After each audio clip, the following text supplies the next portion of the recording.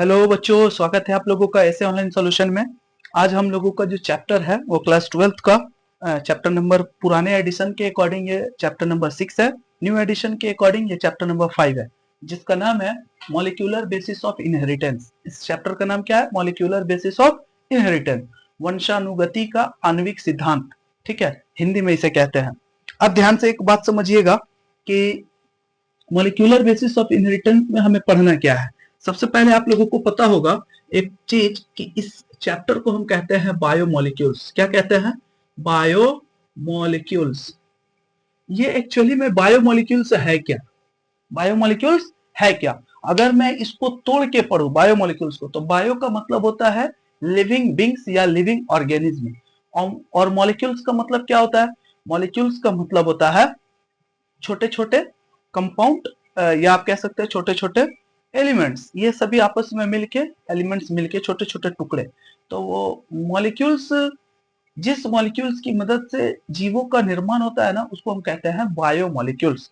जिसके मदद से लिविंग बींग्स का फॉर्मेशन हुआ हो, जिस छोटे छोटे एलिमेंट्स के मिलने से, उसे हम कहेंगे मॉलिक्यूल्स। जिस मॉलिक्यूल्स के मिलने से जीवों का निर्माण हुआ हो, लिविंग बींग्स का निर्माण हुआ हो, उसे हम कहते हैं बायोमॉलिक्यूल्स। तो ये चैप्टर जो है ना, इस चैप्टर में हमें बायोमॉलिक्यूल्स के बारे में मुख्य रूप से पढ़ना है। ठीक है, अब ध्यान दीजिए कि इस चैप्टर के अंदर की बातों के बारे में हम लोग पढ़ते हैं। सन था एक, जो सन था 1869।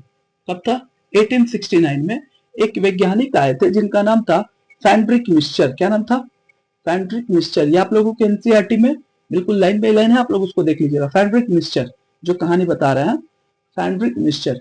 ये साइंटिस्ट आए ना, तो सबसे पहले देखे क्या कि भाई ये कोई एक सेल है। इस सेल के न्यूक्लियस के अंदर, किसके अंदर? न्यूक्लियस के अंदर कुछ सब्सटेंस पाए जाते हैं, कुछ एलिमेंट्स मिलते हैं, कुछ मॉलिक्यूल्स मिलते हैं, कुछ चीजें मिलती है। उस चीज का इन्होंने नाम दिया था न्यूक्लिन। क्या नाम दिया था बाबू? न्यूक्लिन। क्लियर? फैंड्रिक मिक्सचर 1869 में देखिए कि सेल के न्यूक्लियस के अंदर कुछ एलिमेंट है, कुछ मॉलिक्यूल्स है, कुछ सब्सटेंस है, कुछ पदार्थ है, जिसका इन्होंने नाम दे दिया था न्यूक्लिन।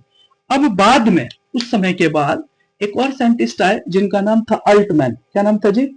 अल्टमैन। ये साइंटिस्ट जब आए ना, तो बोले कि भाई ठीक है, आपके कहना सही है भाई फैंड्रिक मिक्सचर। क्या कह रहे हैं आप कि ये जो फैंड्रिक मिक्सचर बोले हैं कि ये न्यूक्लिन होता है, ठीक है, आप उसको न्यूक्लिन कहे हैं, बहुत बढ़िया। लेकिन वो एक्चुअली में न्यूक्लिन नहीं है, ये है न्यूक्लिक एसिड। क्या है बाबू? Nucleic acid. कौन बोले थे? अल्टमैन। इनके बोलने के बाद की ये बात है, न्यूक्लिक एसिड होता है। अब सवाल आता है कि सर न्यूक्लिक एसिड है क्या? अगर आप कह रहे हैं कि सेल के न्यूक्लियस के अंदर न्यूक्लिक एसिड होता है, तो एक्चुअली में ये न्यूक्लिक एसिड है क्या? आप ये बताइए हमें। ठीक है, तो देखिए न्यूक्लिक एसिड जो होता है ना, ये nucleic acid DNA and RNA, DNA and RNA, ये जो दो होते हैं ना, ये दोनों के मिलने से, या आप कह सकते हैं कि डीएनए एंड आरएनए के, आरएनए को ही हम न्यूक्लिक एसिड कहते हैं। ठीक है, तो अब इस डीएनए एंड आरएनए को हम न्यूक्लिक एसिड क्यों कहते हैं? इसके पीछे का भी लॉजिक आप समझिए। देखिए, इसका नाम है, फुल फॉर्म होता है D oxy ribose nucleic acid. नाम में न्यूक्लिक है, न्यूक्लिक। तो अल्टमैन के अकॉर्डिंग कि न्यूक्लियन के अंदर जो एसिड होता है, उसी को हम कहते हैं न्यूक्लिक एसिड। तो सेल के अंदर यही दो चीज मिलेगा, या तो डीएनए मिलेगा सेल के न्यूक्लियस के अंदर, या तो डीएनए मिलेगा, नहीं तो आरएनए। तो डीएनए एंड आरएनए को ही हम न्यूक्लिक एसिड कहते हैं। Everything is clear? आप लोगों को इसमें किसी तरह का कोई डाउट नहीं होना चाहिए कि न्यूक्लिक एसिड एक्चुअली में है क्या। तो अल्टमैन बोले थे कि सेल के न्यूक्लियस के अंदर जो सब्सटेंस है, उसको हम न्यूक्लिक एसिड कहेंगे। फिर आता है न्यूक्लिक एसिड है क्या? तो nucleic acid DNA and RNA है। ठीक है, अब आता है सवाल कि DNA and RNA nucleic acid है, तो डीएनए और आरएनए फिर क्या है? डीएनए और आरएनए फिर क्या है? तो देखिए, डीएनए एंड आरएनए फिर क्या होता है, इसके बारे में इसको अगर मैं बोलूं, तो डीएनए एंड आरएनए पॉलीपेप्टाइड चैन होता है। क्या होता है? पॉलीपेप्टाइड चैन होता है। कहिएगा सर ये कौन सा कंफ्यूजन है भाई? अभी आप बोले कि nucleic acid DNA and RNA से होता है बना हुआ, ये आप कह सकते हैं न्यूक्लिक एसिड मतलब डीएनए कहिए या आरएनए कहिए। अभी आप कह रहे हैं, मैं आपसे पूछा कि डीएनए एंड आरएनए क्या है, तो आप बोल रहे हैं ये पॉलीपेप्टाइड चेन है या पॉलीन्यूक्लियोटाइड चेन।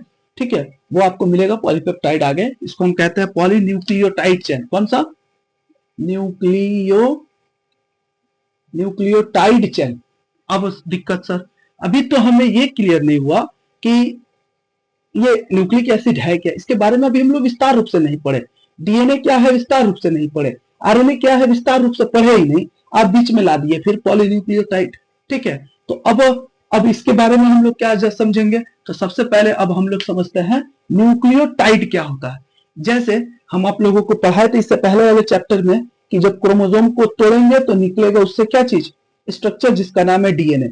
डीएनए के एक टुकड़े को जीन कहते हैं। उसी तरह जो सेल का न्यूक्लियस है, उस सेल के न्यूक्लियस के पूरे ग्रुप, मतलब कि जो जो उसमें है, उसको हम न्यूक्लिक एसिड कहेंगे। और उसके अंदर है क्या क्या, या तो डीएनए है नहीं तो आरएनए है। डीएनए किसको कहेंगे, तो डीएनए के अंदर न्यूक्लियोटाइड की चेन है। और जब न्यूक्लियोटाइड बहुत सारा आपस में जुड़ जाता है और चेन बनाता है ना, तो वो एक जटिल संरचना हो जाती है जिसे हम कहते हैं पॉलीन्यूक्लियोटाइड चेन। ये बातें समझ में अब आ रही होगी कि पॉलीन्यूक्लियोटाइड चेन क्या है। ठीक है, अभी नहीं समझ में आ रहा तो न्यूक्लियोटाइड्स पढ़ेंगे तो हम पॉलीन्यूक्लियोटाइड चेन को भी समझ लेंगे बढ़िया से। ठीक है, अभी पहले आप इतना समझ लीजिए कि सेल के न्यूक्लियस के अंदर न्यूक्लिक एसिड होता है। अब वो न्यूक्लिक एसिड क्या है, वो होता है डीएनए और नहीं तो आरएनए। किसी किसी में डीएनए भी होगा, किसी किसी में आरएनए भी होगा, किसी में सिर्फ डीएनए होगा, किसी में सिर्फ आरएनए होगा। ये बातें याद रखिए। फिर डीएनए क्या है, तो डीएनए भी तो किसी चीज से बना होगा ना, तो वही बना है पॉलीन्यूक्लियोटाइड चेन से बना है। Everything is clear. अब समझिए न्यूक्लियोटाइड क्या होता है। ठीक है, तो न्यूक्लियोटाइड जो होता है ना, इसके बारे में समझा दो, ध्यान दो इधर। न्यूक्लियोटाइड, इसके बारे में समझ लीजिए। ये न्यूक्लियोटाइड जो होता है, ये 3 चीजों से मिलकर बना है। न्यूक्लियोटाइड का एक टुकड़ा, पॉली मतलब होता है बहुत, पॉली मतलब बहुत, और न्यूक्लियोटाइड क्या है, पहले न्यूक्लियोटाइड एक को पढ़ेंगे, पॉलीन्यूक्लियोटाइड समझ में आ जाएगा। और चैन का मतलब लंबे, मतलब कि एक के साथ दूसरा, दूसरे के साथ तीसरा, जुड़ते जाना और एक लंबा चैन बना लेना। तो न्यूक्लियोटाइड क्या है, तो न्यूक्लियोटाइड 3 चीजों से मिलकर बना है। पहला है जिसका नाम है शर्करा, जिसको हम कहते हैं सुगर। क्या कहते हैं बाबू, सुगर। अच्छा, इसी का दूसरा है जिसका नाम है नाइट्रोजेनिक बेस। क्या नाम है बाबू, नाइट्रोजेनिक बेस। तीसरा है जिसका नाम है फॉस्फेट ग्रुप। क्या नाम है इसका, फॉस्फेट ग्रुप। तो ये बातें समझ में आ रही है कि सेल के न्यूक्लियस के अंदर न्यूक्लिक एसिड क्या है, तो न्यूक्लिक एसिड जो होता है ना, या तो डीएनए होगा नहीं तो आरएनए होगा। तो डीएनए क्या है, तो डीएनए जो बना है पॉलीन्यूक्लियोटाइड चेन बना है। अब ये पॉलीन्यूक्लियोटाइड चेन समझने के लिए न्यूक्लियोटाइड को पढ़ना पड़ेगा। न्यूक्लियोटाइड किस किस से मिलकर बना है, सुगर, नाइट्रोजेनिक बेस और फॉस्फेट। ये तीनों आपस में मिलेंगे तो एक न्यूक्लियोटाइड टुकड़ा बनेगा। और इसी तरह बहुत सारे न्यूक्लियोटाइड आपस में मिलेंगे, एक चैन बनाएगा, तो उसी का नाम हो जाएगा पॉलीन्यूक्लियोटाइड चैन। इतना क्लियर। अब आगे देखिए, शुगर की बात अगर आए तो शुगर जो होती है ना, इसके फर्स्ट नंबर को पढ़ा रहा हूं जी। शुगर जो होता है, अगर इसका बात आए तो शुगर की संरचना जो होगी ना, ये 5C वाला होता है। इसमें कार्बन की संख्या कितनी होती है, 5। इसमें कार्बन की संख्या 5, याद रखिएगा। अगर इसकी संरचना बनाया जाए, ये पेंटोज कार्बन होता है। इसको क्या बोलते हैं जी, पेंटोज कार्बन भी कहते हैं हम लोग, पेंटोज कार्बन शुगर। देखिए ध्यान दीजिए, पेंटोज क्यों कहते हैं, क्योंकि इसमें कार्बन की संख्या 5 होती है। इसकी जो स्ट्रक्चर है शुगर की, 1C 2C 3 4, ये बातें समझ आ गई, 4C। अब ध्यान से देखो, इसकी काउंटिंग करो, इधर से नंबर 1, नंबर 2, नंबर 3, नंबर 4, और इस साइड होता है एक और C, नंबर 5। इसके 5 कार्बन हुए, इसीलिए हम इसको कहते हैं पेंटोज शुगर। क्या कहते हैं, पेंटोज शुगर। ध्यान दो, आप लोगों को पता है कि C के चारों तरफ से बॉन्ड बनता है, यानी C चारों तरफ से बॉन्ड बनाता है। तो C का एक बॉन्ड इधर है और एक बॉन्ड इधर है, अभी भी 2 बॉन्ड खाली है। हाँ, खाली है ना बाबू।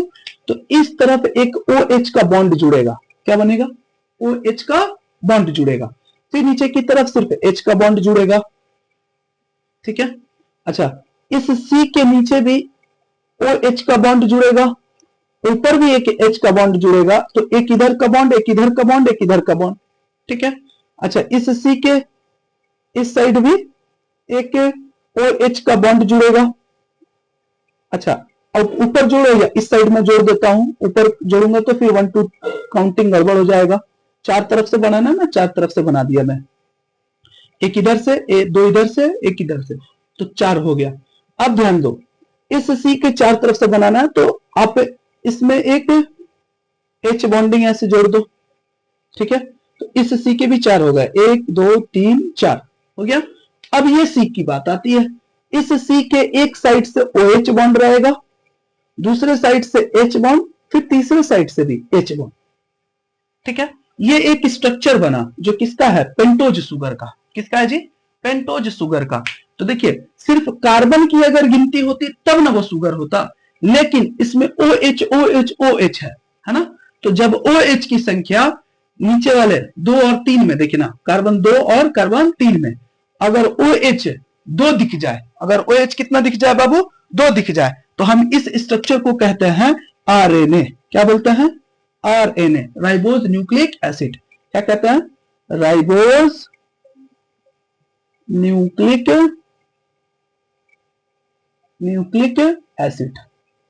इतना क्लियर, सबको क्लियर हुआ जी, राइबोज न्यूक्लिक एसिड क्या है। अच्छा, अभी इधर भी बना रहा हूं मैं, इसी वाले पार्ट्स को ध्यान देना, फिर जब शुगर हो जाएगा, फिर नाइट्रोजेनिक बेस, फिर फॉस्फेट ग्रुप को समझा देंगे। इधर ध्यान दो, ये तो हो गया राइबोज न्यूक्लिक एसिड का स्ट्रक्चर। इसमें OH 3 नंबर पे भी होगा और 2 नंबर पे भी होगा। अच्छा, जब OH मतलब कि 2 ग्रुप पे है, तो आप क्या कहिएगा कि ये सबसे ज्यादा रिएक्टिव होगा। अच्छा, ये रिएक्टिव होगा, हम इसको कह सकते हैं कि ये मोर रिएक्टिव। क्या है, मोर रिएक्टिव, मोर रिएक्टिव, बहुत ज्यादा रिएक्टिव है, बहुत ज्यादा रिएक्शन कर सकता है, क्योंकि OH ग्रुप है इसमें, तो ये रिएक्शन बहुत करेगा। अच्छा, जब रिएक्शन अधिक करेगा तो आपको क्या लग रहा है कि इसका जो स्ट्रक्चर है हमेशा ऐसे ही रहेगा, हाँ नहीं रहेगा। आपको हम 2 करोड़ रुपया दे दे, तो आप क्या एक जगह स्थिर बने रहिएगा, नहीं।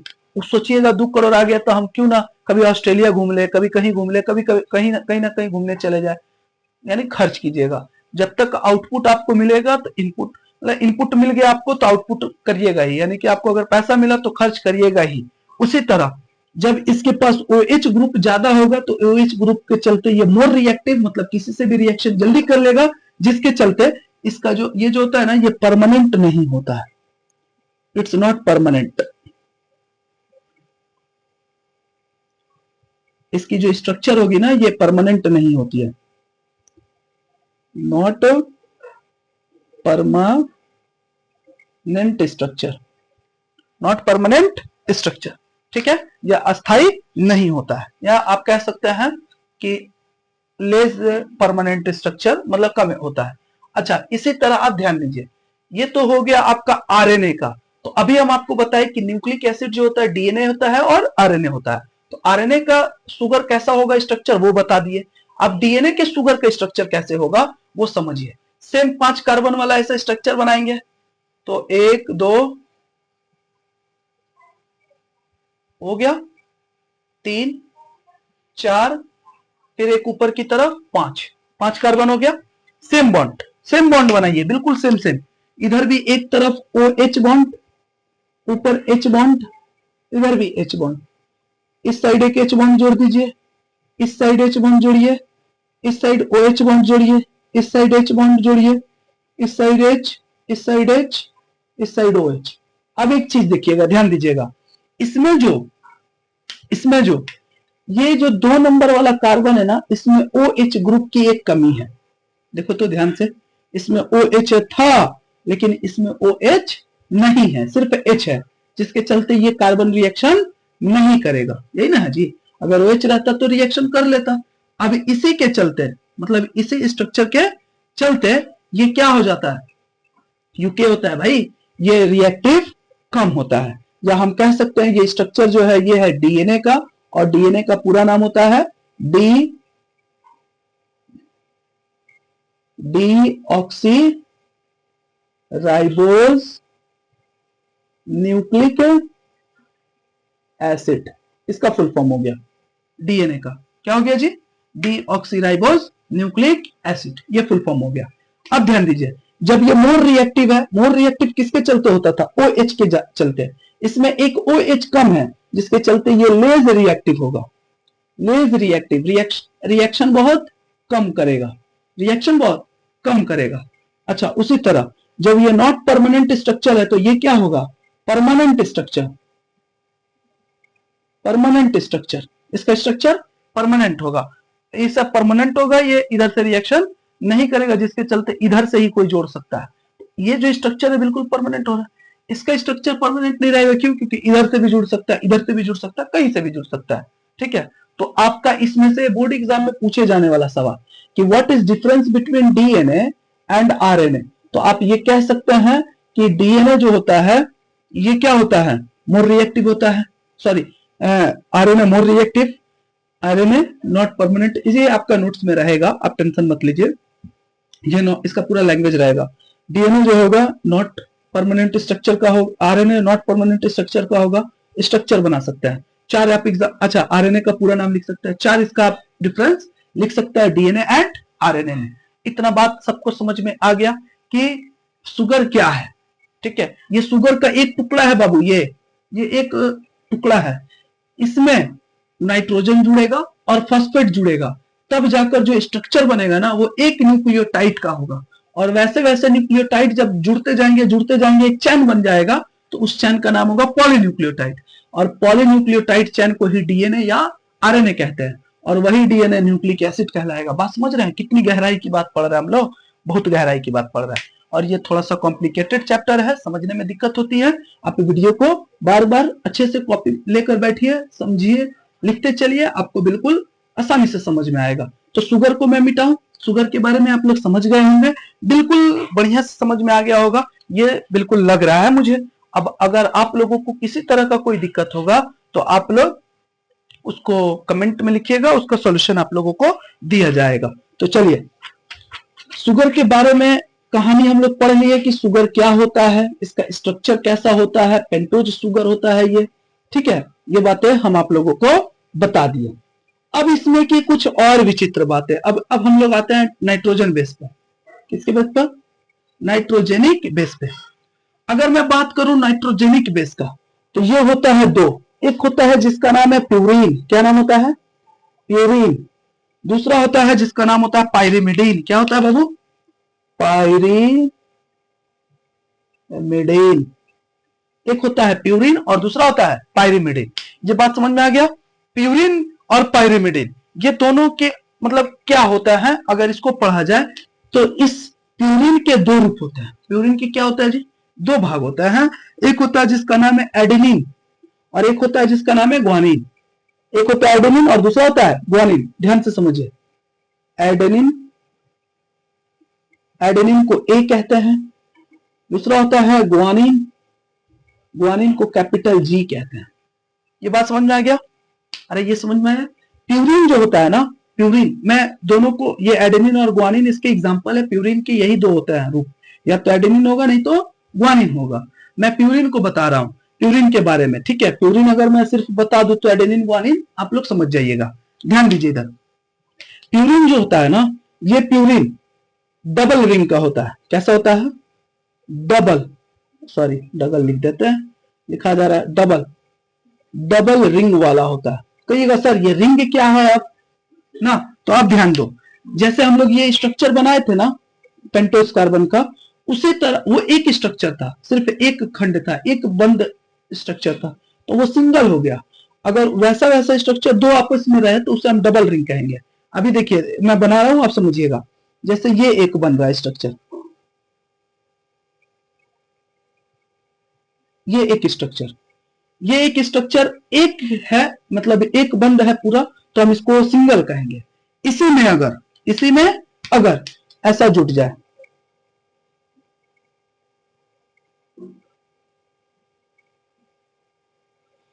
ऐसा स्ट्रक्चर जुट जाए, तो अब बताओ ये क्या हो गया? डबल स्ट्रक्चर, एक इधर बंद एक इधर बंद, जिसके चलते हम इसको, यानी प्यूरिन का जो भी स्ट्रक्चर होगा ना, चाहे एडेनिन का चाहे ग्वानिन का, वो डबल रिंग का ही होगा, ऐसा डबल रिंग का, ठीक है। अच्छा, इसमें कार्बन कितने होंगे ये भी बात आता है, तो कार्बन आप गिन लीजिए, जितना मोल उतना कार्बन। तो अगर मैं कार्बन की गिनती शुरू करूं इधर से या कहीं से भी, तो मान लो मैं इधर से शुरू करता हूं, 1 2 3 4 5 6 7 8 9, 9 कार्बन हुआ इसमें। अब देखो प्यूरिन जो होता है ना, प्यूरिन, इसमें कुछ कार्बन हट जाते हैं और उसकी जगह पर क्या चले आते हैं, या तो एडेनिन जुट जाएगा, सॉरी उसमें आ जाता है नाइट्रोजन, उसमें क्या जुट जाता है, सी के जगह पर एन आ जाता है। ध्यान दो वो कौन कौन सा जगह है, number 1, number 3, number 7 and number 9। ये 4 ऐसे पोजीशन है कार्बन के जहां पे कार्बन नहीं होता है, वहां पर क्या आ जाता है, नाइट्रोजन आ जाता है। मतलब इस 1 नंबर की जगह पर सी ना रह के क्या रहेगा, एन रहेगा ऐसे। 3 नंबर की जगह पर सी ना रह के एन रहेगा ऐसे, ठीक है। उसी तरह और किसकी जगह पर, 7 की जगह पर सी ना रह के क्या रहेगा, एन रहेगा, सॉरी एन लिखना था ना, 7 लिख रहा हूं मैं, एन रहेगा। उसी तरह 9 की जगह पर सी ना रह के क्या रहेगा, एन रहेगा। अब इसके साथ जो भी मतलब कि कंपोनेंट होने चाहिए, जो भी एलिमेंट्स होने चाहिए, सब जुड़ेगा, सब रिएक्शन करेगा। और इसमें बस यही एक बात याद रखिएगा कि प्यूरिन जो होता है इसके 2 रूप, या तो एडेनिन नहीं तो गुआनिन, ठीक है। ये डबल रिंग का होगा। लेकिन 1 3 7 9 जो होगा ना, इस कार्बन की जगह पर कार्बन ना आके क्या आ जाएगा, सिर्फ नाइट्रोजन आ जाएगा, जिसके चलते इस स्ट्रक्चर को हम प्यूरिन कहते हैं। क्या कहते हैं, प्यूरिन कहते हैं, ठीक है। इतनी बात क्लियर हो गई। अब आती है पाइरिमिडिन की बात। पाइरिमिडिन क्या होता है इसके बारे में ध्यान से समझ लो। पाइरिमिडिन के 3 रूप होते हैं। कितने रूप होते हैं बाबू, 3 रूप होते हैं। साइटोसिन, कौन सा, साइटोसिन, इस साइटोसिन को सी कहते हैं, कैपिटल, ठीक है।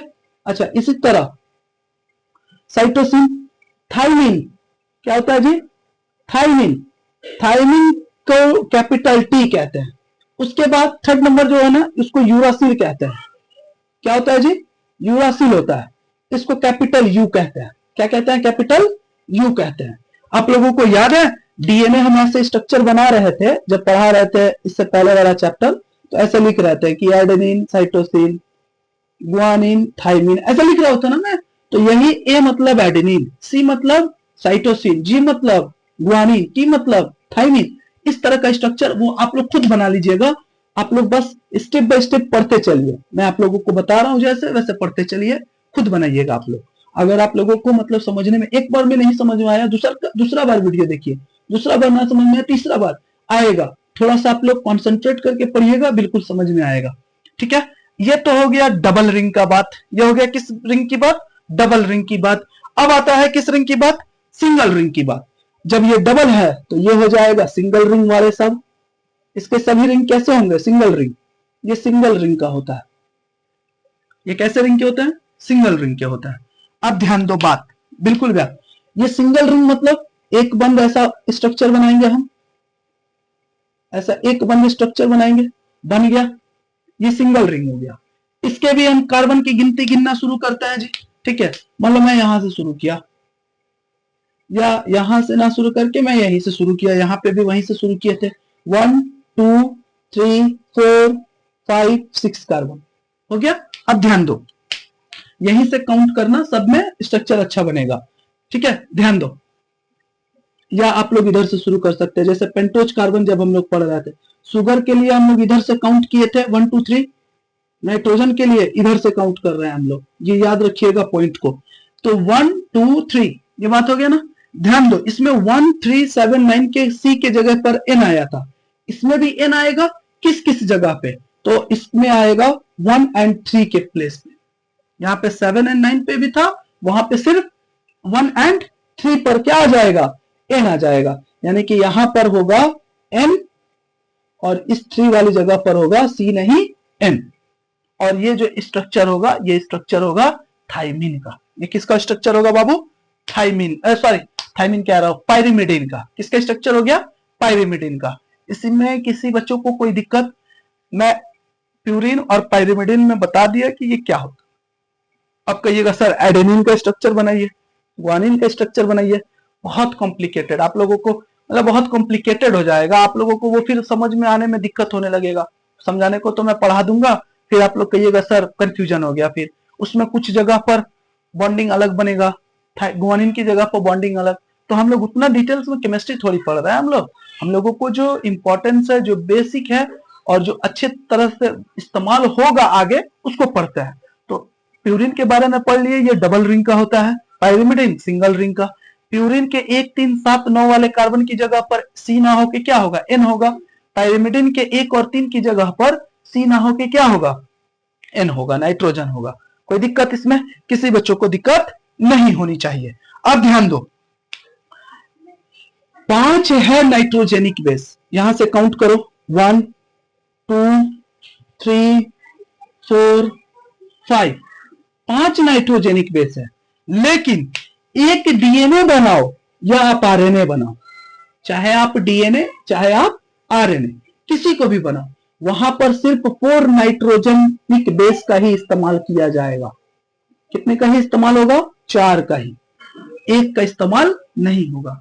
अगर किसी में, जैसे अगर मैं अभी बता दूं आप लोगों को, मैं बता दूं क्या, जैसे देखो डीएनए, इधर मैं शॉर्टकट में बता रहा हूं, डीएनए, डीएनए में 4 नाइट्रोजेनिक बेस का इस्तेमाल कौन कौन होगा, एडेनिन, ग्वानिन, साइटोसिन, थाइमिन। वही आरएनए में, वही किसमें बाबू, आरएनए में देखो तो 5 नाइट्रोजेनिक बेस था, adenine, guanine, cytosine, thymine, uracil. लेकिन इस्तेमाल कौन कौन हुआ, adenine, guanine, cytosine, thymine DNA के लिए। आरएनए के लिए एडेनिन, ग्वानिन, साइटोसिन, थाइमिन की जगह पर यूरासिल। बात समझ में आ रही है, 4 है लेकिन इस्तेमाल होगा, सॉरी 5 है लेकिन इस्तेमाल होगा 4। डीएनए में एक थाइमिन आ जाएगा और थाइमिन की जगह पर आरएनए में यूरासिल आ जाएगा। यही थोड़ा सा ये टॉपिक्स याद, ये पॉइंट को याद रखिए, ये टॉपिक्स नहीं है, ये कोई पॉइंट है, ठीक है। 5 नाइट्रोजेनिक बेस होता है लेकिन यूज होता है 4 का ही। डीएनए में होता है AGCT और आरएनए में होता है AGCU। इस 4 नाइट्रोजेनिक बेस का यूज होगा जब हम एक न्यूक्लियोटाइड को बनाएंगे, तब वो बनाना सिखाएंगे हम आप लोगों को, एक न्यूक्लियोटाइड कैसे बन रहा है, ठीक है। अब आता है फॉस्फेट ग्रुप, किस ग्रुप को, फॉस्फेट ग्रुप को। थोड़ा सा इसको भी आप लोग एक बार में समझ लीजिए। इसका स्ट्रक्चर हो गया H3PO4 POH, H3POH, इसके बारे में सॉरी पीएच कह रहा हूं, H3PO4, H3PO4, ठीक है। फॉस्फेट, अब इसके बारे में समझिए, फॉस्फेरिक एसिड कहते हैं इसको, H3PO4 फॉस्फेरिक एसिड, इसके बारे में समझ लीजिए। ये फॉस्फेट जो होता है ना, ये देखिए सुगर के साथ नाइट्रोजेनिक बेस, नाइट्रोजेनिक बेस के साथ फॉस्फेट, ये तीनों आपस में जुड़ेंगे तब जाकर बनेगा आपका एक न्यूक्लियोटाइड, और ये न्यूक्लियोटाइड बहुत सारे आपस में जुड़ेंगे तब बनेगा पॉलीन्यूक्लियोटाइड। और पॉलीन्यूक्लियोटाइड चेन को ही डीएनए कहेंगे, नहीं तो आरएनए कहेंगे। और वही डीएनए होता है न्यूक्लिक एसिड, जो एक सेल के न्यूक्लियस में होता है। तो सवाल आता है कि आपके बॉडी के अंदर, क्या किसके अंदर बाबू, ह्यूमन बींग्स के अंदर ये न्यूक्लियोटाइड है कितना, ये न्यूक्लियोटाइड है कितने बेस पेयर में। तो वो आप लोग याद रखिएगा कि हेप्लॉइड के अंदर, किसके अंदर बाबू, मैं कहां लिखूं बाबू, वो देखो जगह नहीं है, मैं इसको यहां पे साफ करके यहीं पे लिखता हूं, ध्यान दो। देखिए ध्यान देने वाली बात क्या है कि अगर हेप्लॉइड ह्यूमन बींग्स का सेल है, हेप्लॉइड, तो हेप्लॉइड के अंदर 3.3 इंटू 10⁻⁹ बेस पेयर होता है, इतने टुकड़े होते हैं न्यूक्लियोटाइड का। एक हेप्लॉइड सेल के अंदर 3.3 इंटू 10⁻⁹ बेस पेयर क्या होता है, न्यूक्लियोटाइड होता है, इतना न्यूक्लियोटाइड का होता है। बात समझ में आ गया। अगर ये डिप्लॉयड हुआ तो डिप्लॉयड के अंदर हो जाएगा 6 इंटू 10⁻⁹। बात समझ में आ रही है, ये हेप्लॉयड एंड डिप्लॉयड की बात है। ये किसकी बात है, हेप्लॉयड एंड डिप्लॉयड का। उसी तरह एस्चेरिचिया कोलाई का आपका एनसीईआरटी लिखा है, तो वो क्या बात बता रहा है, वो न्यूक्लियोटाइड की वो न्यूक्लियोटाइड बता रहा है कि कितना होता है बॉडी के अंदर। तो हेप्लॉयड में, अरे एक बॉडी के अंदर नहीं, एक सेल के अंदर, तो एक मतलब सेल के हेप्लॉइड सेल के अंदर न्यूक्लियोटाइड के 3.3 इंटू 10⁹ बेस पेयर होते हैं और डिप्लॉइड के अंदर हो जाएंगे 6 पॉइंट। तो एक सेल का हुआ, एक सेल के अंदर आप मल्टीप्लाई कर लो हमारे बॉडी के अंदर सेल कितने हैं जिसकी गिनती नहीं है। अब उस सेल के अंदर न्यूक्लियोटाइड कितना होगा, तो आप सोचो कि ये डीएनए का लंबाई कितना होगा। बात समझ रहे हैं, सोचने वाली बात है। ठीक है, तो सेशन ज्यादा लंबा हो जाएगा, इतना को ही मैं रहने देता हूं। अब इसके बाद जो हमारा टॉपिक्स चलेगा उसमें हम आप लोगों को सिखाएंगे कि न्यूक्लियोटाइड बनता कैसे है, यानी कि एक न्यूक्लियोटाइड कैसे बना, कैसे हम शुगर को जोड़ेंगे, कैसे नाइट्रोजेनिक बेस को जोड़ेंगे, कैसे फॉस्फेट को जोड़ेंगे, और ये तीनों जुड़ेगा तो एक न्यूक्लियोटाइड बना। कैसे बना वो अगले नेक्स्ट वीडियो में बनेगा। तो आज के लिए इतना ही। जय हिंद।